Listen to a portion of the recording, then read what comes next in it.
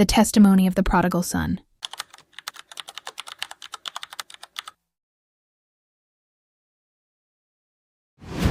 I am the prodigal son.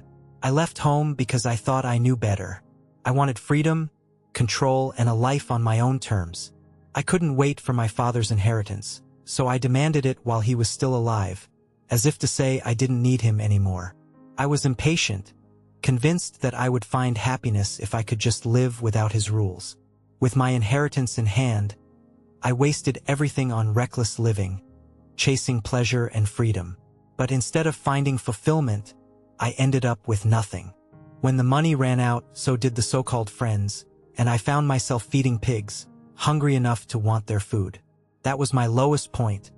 Alone, ashamed, and utterly broken. As I sat there, I thought about home. I remembered how even the servants in my father's house lived better than I was. But after the way I had treated him, I couldn't imagine he would still love me. I expected rejection because I had failed him so completely. I thought the best I could hope for was to be treated like a servant, never a son again. Yet, despite my fear, I decided to go back.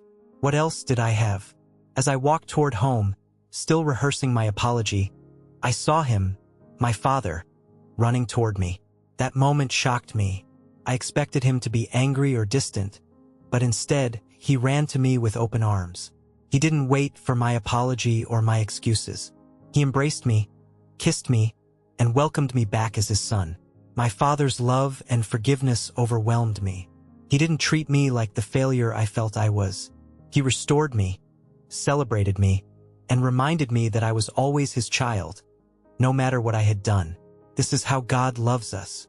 Even when we run away, convinced we know better, and make a mess of our lives, He waits for us with open arms.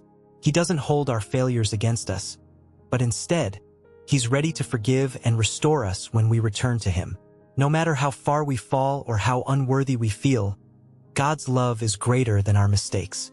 I was lost, but now I am found. The story of the prodigal son reminds us that no matter how far we've run, or how much we wasted, God's mercy is greater than our failures. His love is not based on what we've done, but on who He is.